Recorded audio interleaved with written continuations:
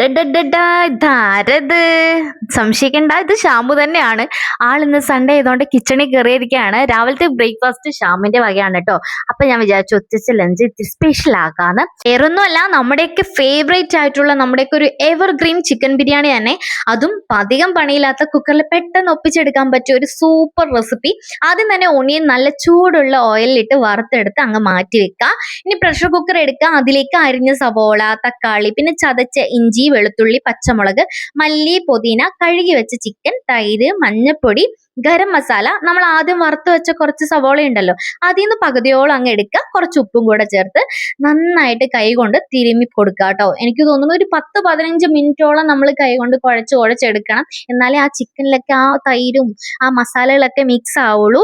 അത് കഴിഞ്ഞിട്ട് കുക്കർ അടച്ച് ഒരു 2 വിസിൽ വരുന്നവരെ വേവിക്കാനായിട്ട് വെക്കുക. അതിനു മുന്നേ നമ്മൾ ആദ്യം വറുത്ത വെച്ച സവോളയുടെ എണ്ണ ഉണ്ടാവുമല്ലോ, ഓയിൽ, അതും കൂടെ ചേർത്ത് വെക്കണം കേട്ടോ.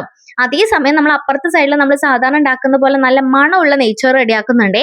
കുക്കറിൽ ചിക്കൻ മസാല റെഡി ആയി കഴിഞ്ഞതും നെയ്ച്ചോറും ചേർത്ത് നമ്മൾ അടിപൊളിയായി ദം ഇടാൻ വെക്കണേ.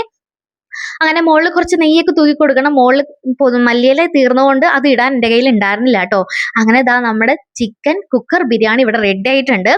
അങ്ങനെ നമ്മൾ ടേസ്റ്റ് ചെയ്ത് നോക്കിട്ടോ. ഓഹോ, എഡിറ്റ് ചെയ്യുന്ന സമയത്ത് ഈ നിമിഷത്തിൽ പോലും ആ ബിരിയാണിയുടെ സ്മെല്ലും ടേസ്റ്റും എൻ്റെ നാവിൽ കപ്പലോടുകയായിരുന്നു ഗൈസ്. അത്രയും ടേസ്റ്റ് ആയിരുന്നു. നിങ്ങളൊക്കെ ട്രൈ ചെയ്ത് നോക്കാം. മറ്റെന്താ വീഡിയോ